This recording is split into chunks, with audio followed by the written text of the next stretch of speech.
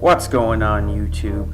Welcome to episode 2 of my series, Road to a Stronger Bench Press.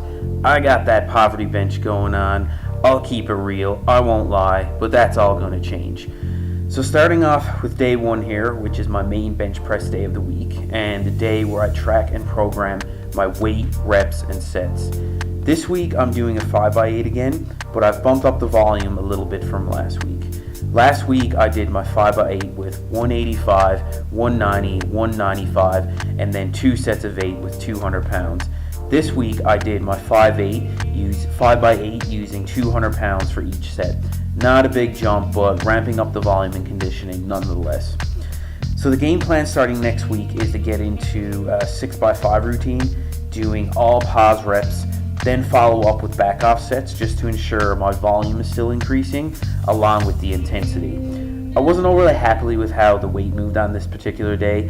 As you can see here, these are pretty tough sets of 8 for sure. But the main thing is that I got the work in and it's still an improvement from the week before.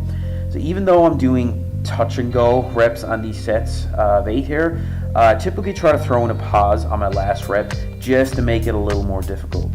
I'm not using a percentage based off my 1 rep max or like an RPE based scale for my programming. I'm basically doing somewhat of a linear progression where I increase the volume each week.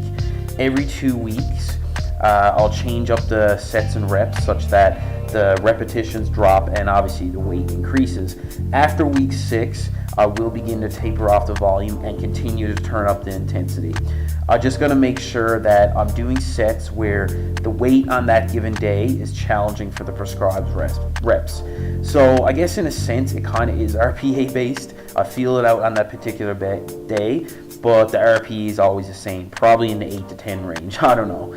I've used this kind of method for programming my squat in the past over a course of a 6-week block or cycles, and I've always had success doing this, so I figured I'd give it a try for my bench press, which is weak as fuck. Well,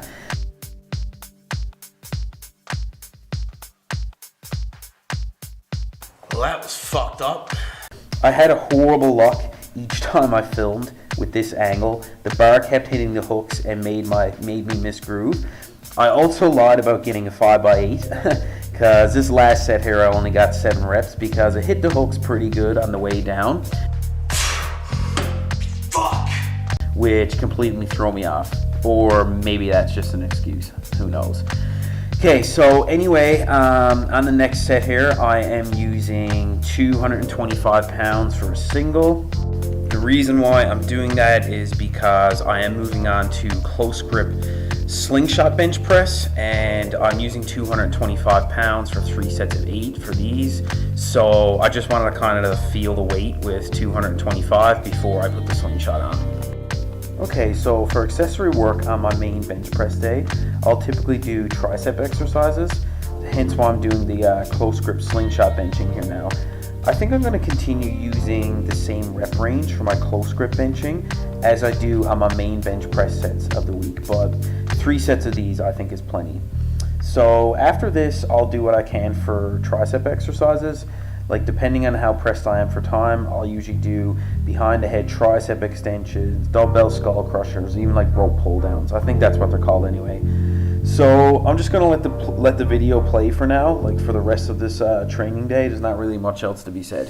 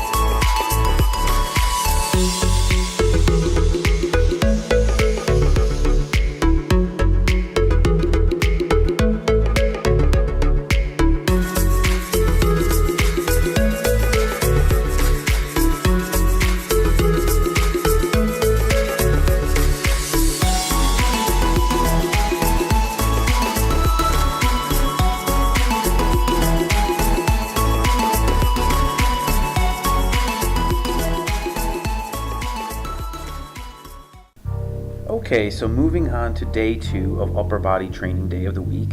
This what you're seeing now is on a Friday, and my main bench press day, which you just seen, is on a Wednesday. This is what I refer to as my light bench press day, where I will do feet up wide grip benching for 3 to 5 sets of 12 plus repetition. So on this day I will also train my shoulders, and I'll usually start the workout with overhead press before I do my bench press.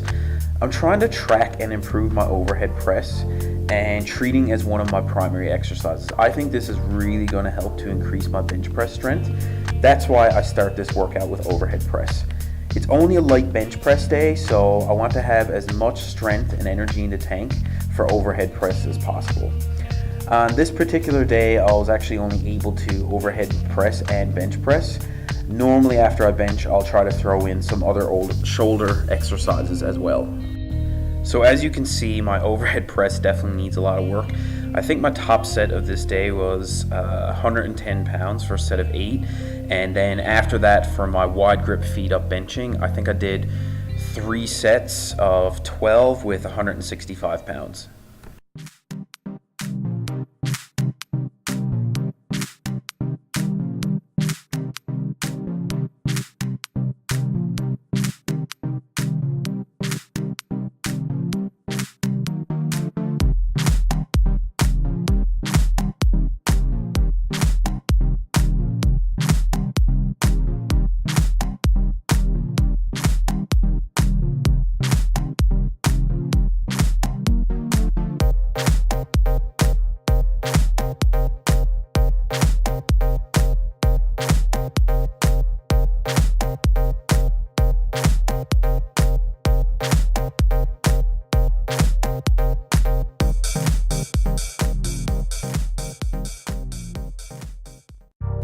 Okay, getting into upper body day 3 here now. This, what you're seeing, is on a Saturday and the day after upper body day 2, which you just saw. So I'll do my competition style bench press this day, usually 3 to 5 sets of 4 to 6 repetitions. I'm using 205 pounds for a 4x4 here, nice and easy sets for sure.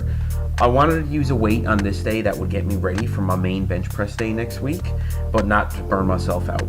Starting next week, I'm getting into a 6x5 on my main bench press day. Probably going to use about 210 pounds, so on this day I wanted to use a weight that would prepare me for that.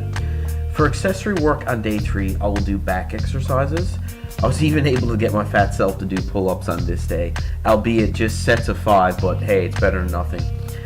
I also did lat pull downs and bent over rows. I was really happy with how this workout went. I managed to get in a good few back exercises, and bench press was nice and easy.